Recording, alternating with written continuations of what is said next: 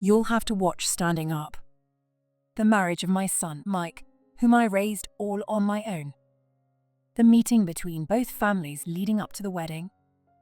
And on the day, Mike and I went to the upscale French restaurant chosen by his in-laws. When Mike told me he had found someone he wanted to spend his life with, I was overjoyed. However, as the discussions progressed, I started to have doubts about his marriage.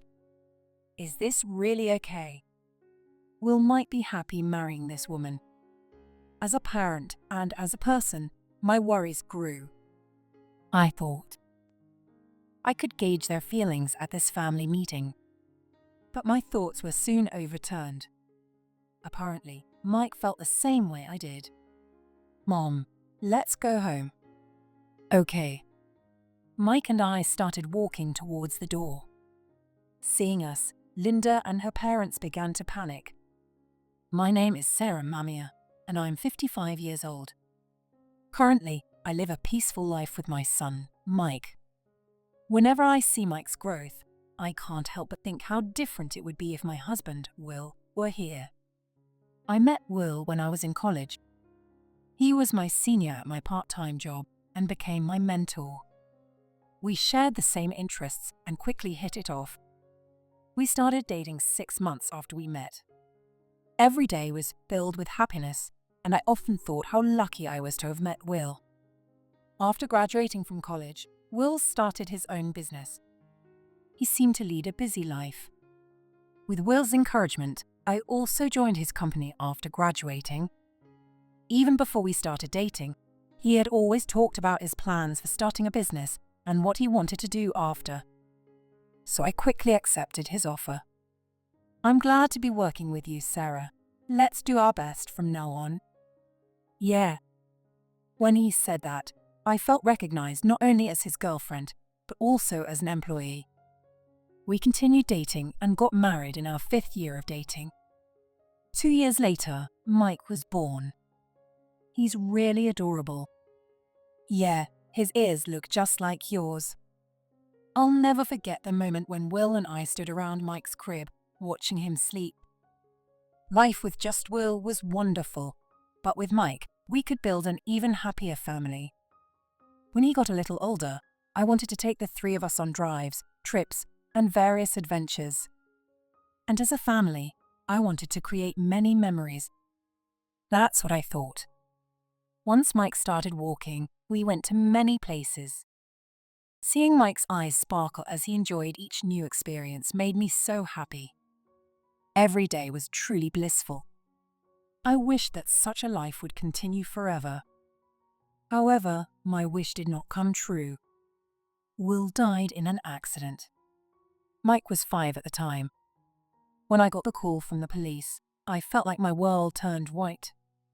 I rushed to the hospital with young Mike, but we were met with the sight of Will's pale face. The shock was so great that I couldn't shed a single tear.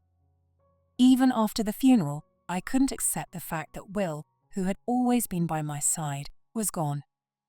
I felt an overwhelming sense of loss. I had no motivation and I couldn't move. But time doesn't stop for anyone. With the help of those around me, I took over Will's company. In my personal life, I returned to my parents' home with Mike, as they had suggested. Yet, I still couldn't get my feelings in order. I was constantly overwhelmed with anxiety about my situation. But my parents and Mike helped me through it. Mom, are you okay? Mike would notice when I was tired from work and check on me. I felt bad for showing my fatigue to my child, but his words always gave me strength. Yes, I'm okay. You're so kind, Mike. I want to see you smile, Mom. Mike would say this with a big smile. His desire to see me happy gave me the energy I needed. At the same time, I felt guilty for making him worry, even though he must have been struggling with the loss of his father too. I can't be this kind of mother. I need to pull myself together. Thinking this way helped me look forward. Would Will want me to stay depressed forever? No, I don't think so. Will talked about wanting to grow the company and expand the business. That must be what I can do for him. Thinking this way made me feel ashamed of how I had been acting. I couldn't continue to mope in sadness. From then on, I focused on my work. I threw myself into it completely.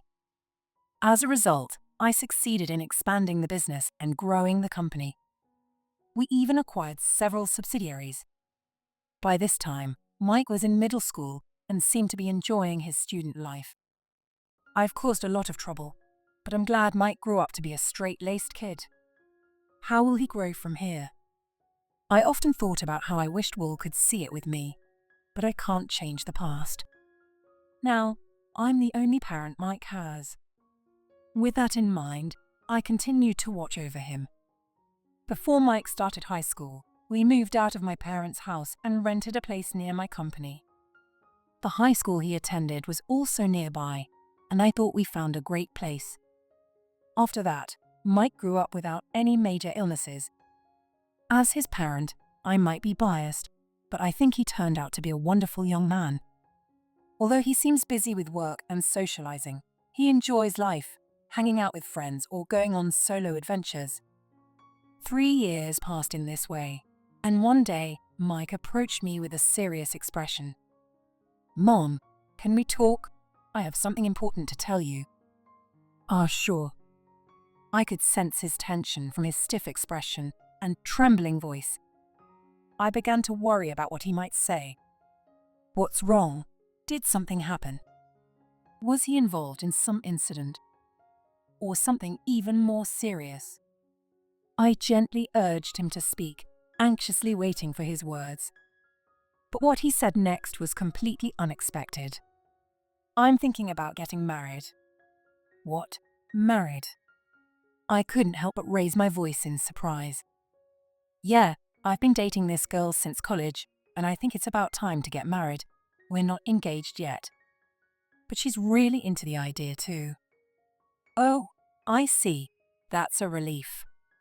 Seeing my relieved face, Mike also seemed to relax. But then he looked at me curiously. "Why are you so surprised about me getting married? I guess I never told you about her." "No, it's just, you looked so worried. I thought you were in some kind of trouble." "Oh, that's why, sorry. I was just really nervous." Mike apologized, looking remorseful. "Don't apologize. Even though you're not engaged yet, it sounds like it won't be long now. Congratulations."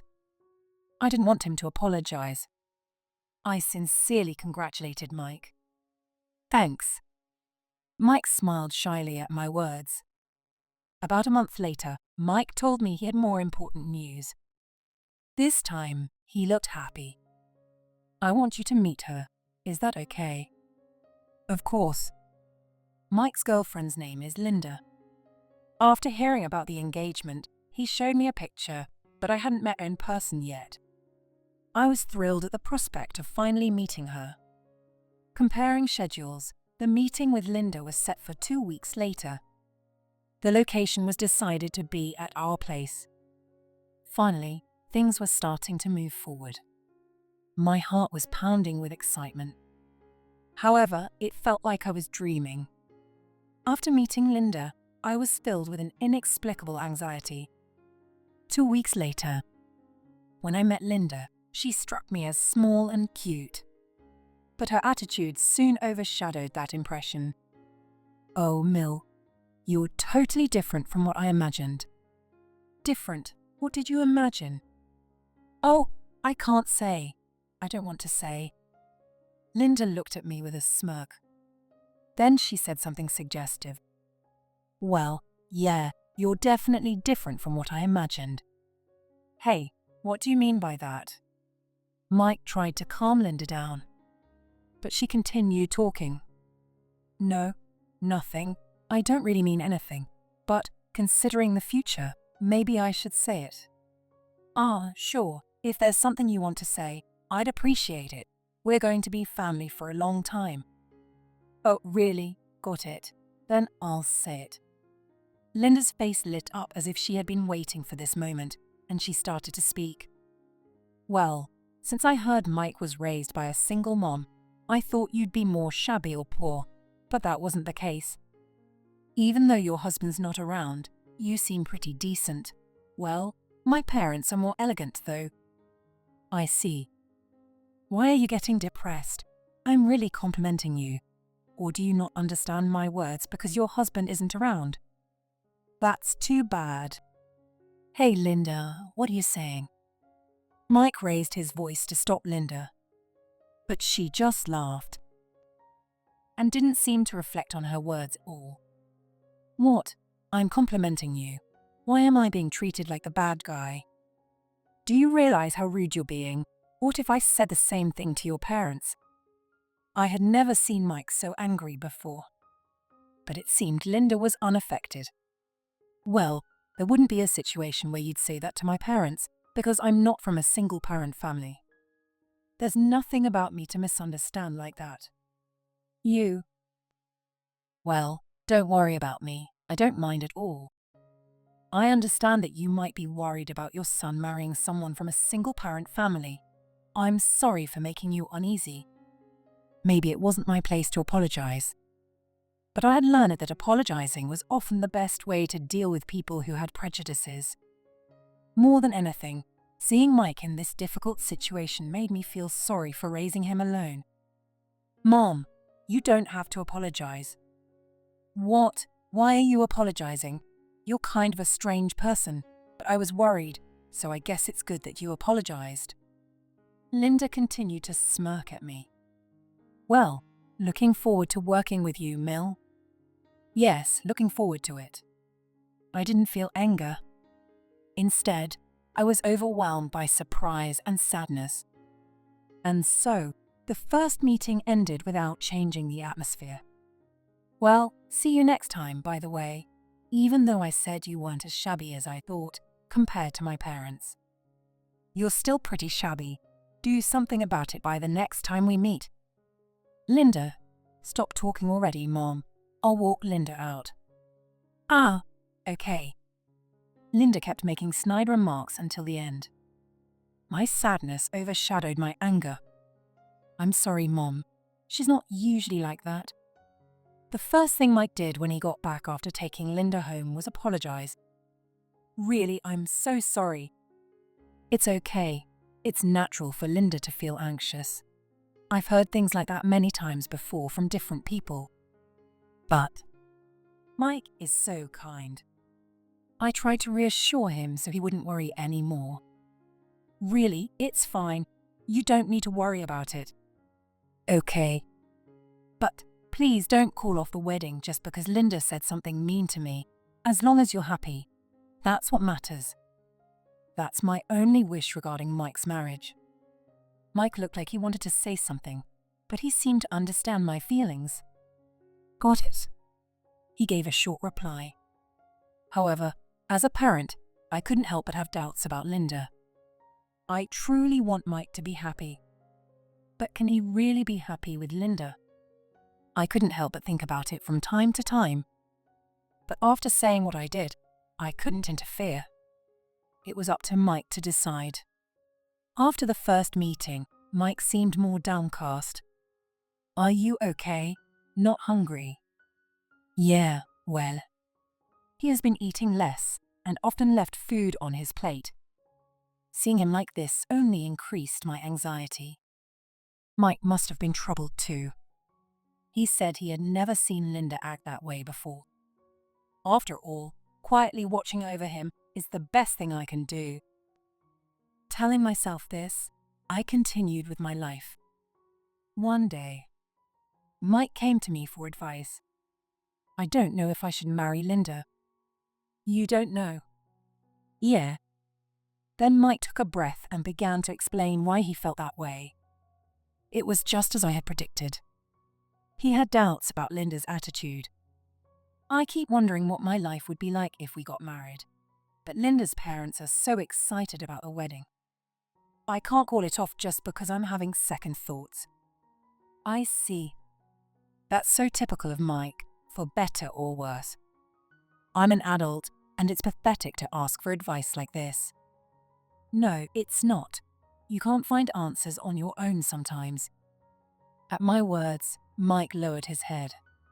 But he soon looked back at me, Actually, Linda's parents have been asking to meet with us soon.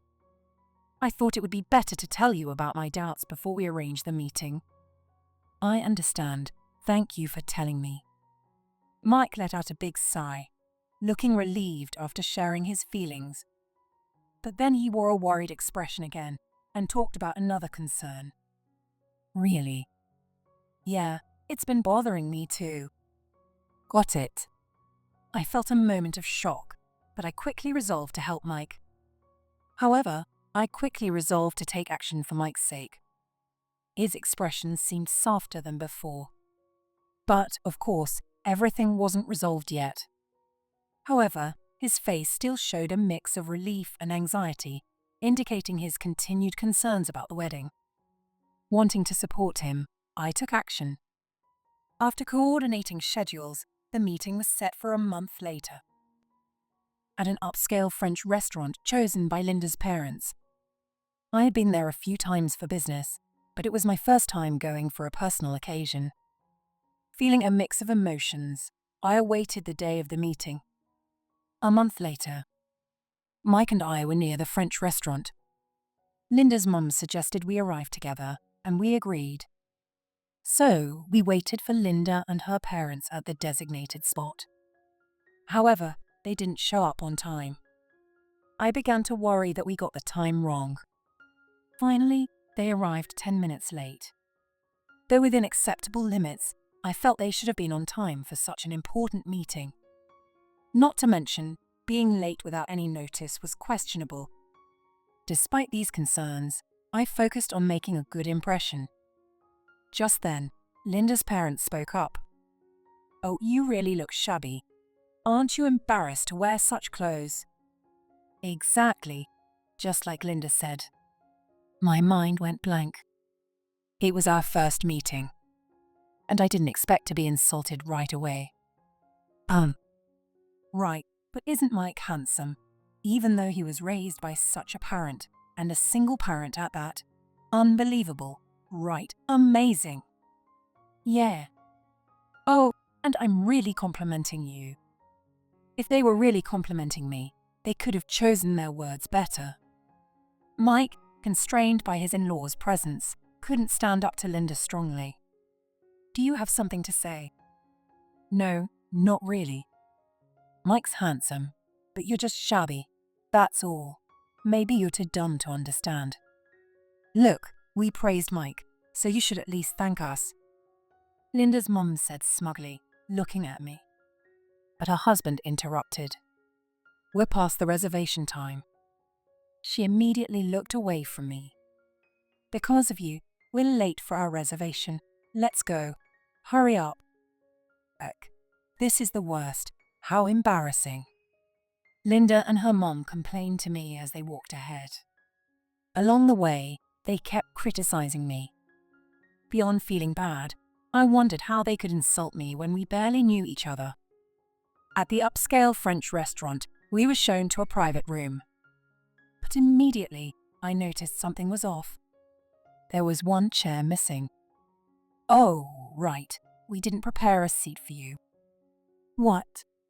You'll have to stand and watch. Linda's mum smirked at me.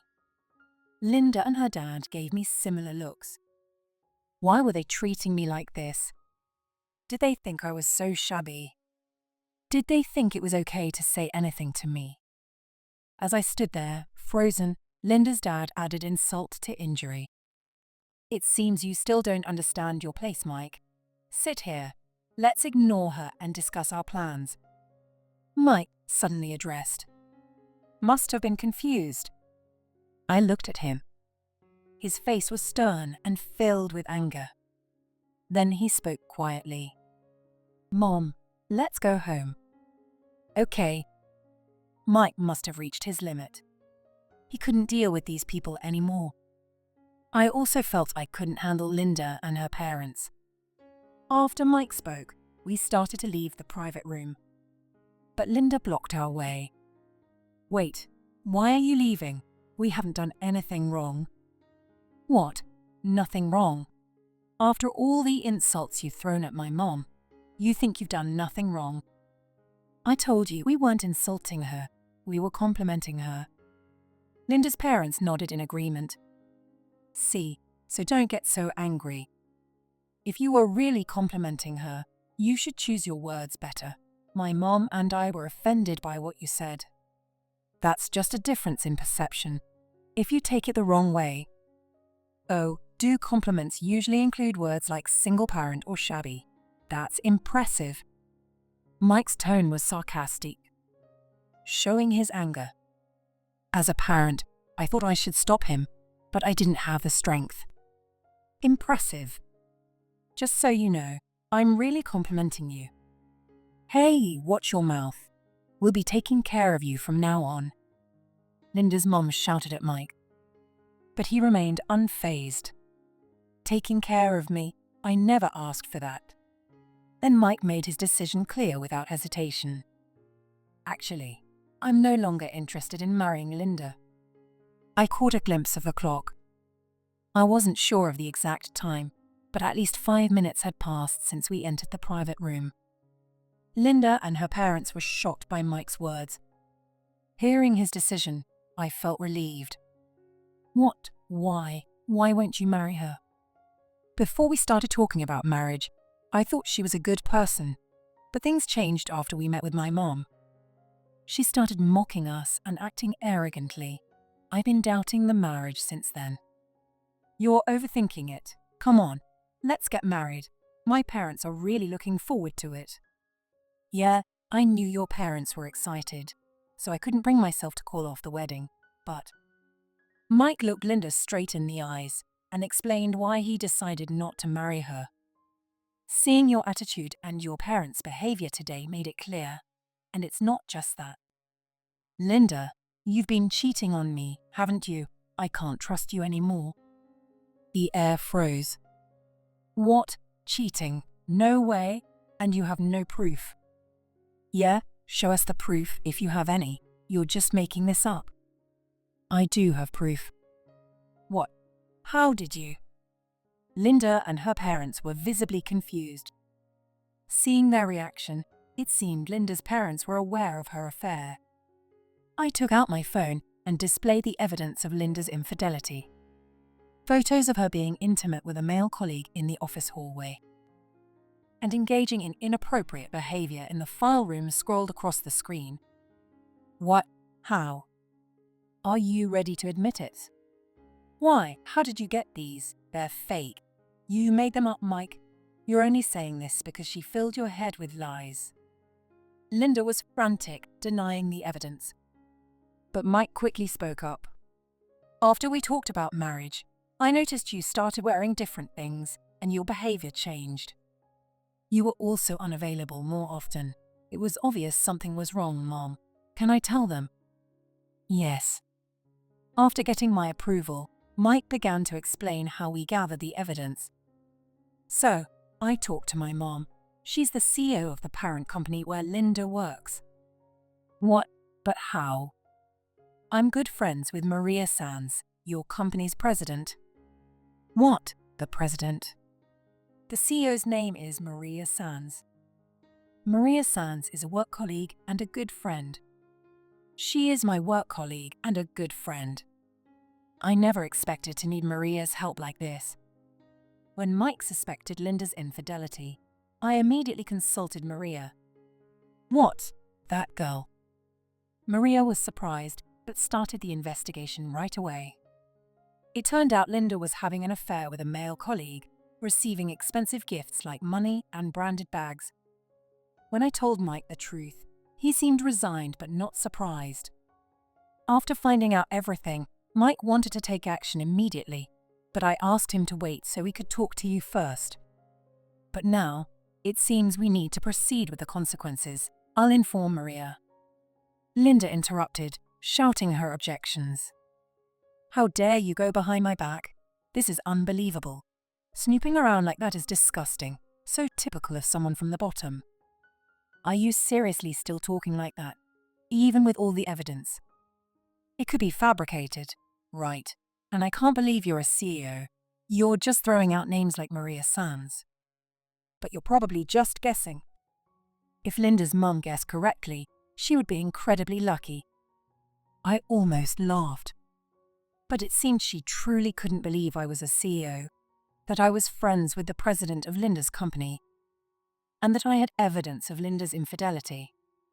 Yeah, if it's true, show us your business card. Sure, here it is. Prompted by Linda's dad, I took out my business card. Seeing it, Linda and her parents were shocked. Well, maybe the card is fake, but... Would you like to see the company website too? Why don't you trust me? Do you really want your precious daughter to marry a man raised by someone you don't trust? But the wedding is already decided. You can't call it off now. I told you multiple times that we were not engaged.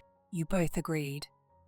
Don't you realize it was your and Linda's attitude and remarks that led to this? Why are you trying to shift the blame? Linda and her parents fell silent at Mike's words.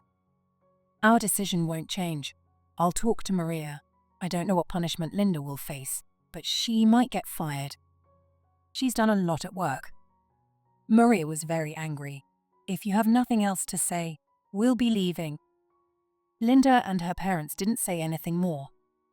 Shall we go? Yes. As I urged Mike, Linda's mom expressed her thanks. I'm sorry. Her husband followed suit. We apologize. I was surprised they apologized, but I doubted their sincerity. What exactly are you apologizing for? You need to be specific. Specific. Yes, you said I was stupid, so spell it out clearly. Linda's parents looked frustrated, but realized they needed to be explicit to change our minds. We apologize for not preparing a seat and for looking down on you. Please reconsider the marriage. As I asked before, why do you want this marriage so badly? Mike doesn't want it, and you'd have to be related to someone you think is stupid. Why insist? Well, why were they so insistent on this marriage? Their quick apologies seemed suspicious. Seeing them hesitate, I knew there was more to it. If you won't explain, that's fine, Mike. Let's go. Wait, I'll explain. As I urged Mike to leave again, Linda's mom spoke up. Finally, we would hear the reason. But it was incredibly selfish. Linda and her parents had decided Mike would live with them and support their household. Linda's dad had already quit his job when marriage was first mentioned. Her mom didn't work, so they relied on Linda's income and their savings. They didn't want their savings to dwindle and saw living with Mike as a solution. So, now we only have Linda's income. Without Mike, our family will fall apart. Please reconsider the marriage. I understand. Hearing the situation, Mike spoke up. Linda and her parents' eyes lit up. But I was confused. Was he reconsidering the marriage? No matter how much Mike wanted it, this was. Just as I thought that, my worries were quickly dispelled. I'm definitely glad I decided not to marry Linda. What? I told you we weren't engaged and you still quit your job. Linda will probably face some consequences too. Good luck finding a job now. Mike spoke with a smile. Linda's parents looked desperate and clung to Mike. Wait, please, marry Linda. If you don't, we. Linda, say something. Linda, who had been silent until now, apologized at her mother's urging. I'm sorry, I won't do anything bad again. Please reconsider the marriage. No matter what you say, my feelings won't change. Hearing about living together just makes me less interested in marrying you. There's nothing more to say, Mom. Let's go. Yes. Wait, please. Linda's mom tried to stop us, but we left the private room. The last thing I heard was Linda's parents crying. Even in a private room, it was a public place. I was relieved not to become related to such people. Later, I heard from Maria that Linda had been fired. Wow, she really did a lot. After the family meeting, I told Maria everything that had happened. She listened with a wry smile. Her parents were just as bad. Unbelievable. Right. The employee Linda was involved with was also fired. It was the right decision. Finally, we could return to a peaceful life. But then I heard that Linda was in a tough situation. My parents told me to leave if I can't earn money. Can't we get back together? I lost my job and can't live on my own. What should I do? I'm sorry for everything. Linda called Mike, explaining she'd been kicked out. Her parents were looking for work, but hadn't found any. Normally, I'd feel sorry for someone in that situation, but not for Linda and her parents. Mike didn't waver either. Even if you apologize, I won't forgive you. We're strangers now. Don't try to rely on me. If you come to my house, I'll call the police. He firmly ended the call. I was relieved that Mike wasn't swayed by emotion. Now, it's just Mike and me living together. I have a good relationship with Maria, and every day is enjoyable. Mike says he's not thinking about marriage now. I've decided not to interfere in his life choices. He doesn't have to get married. If he finds someone he wants to spend his life with, I'll wholeheartedly support him. I just want him to be happy. My wish for Mike has never changed.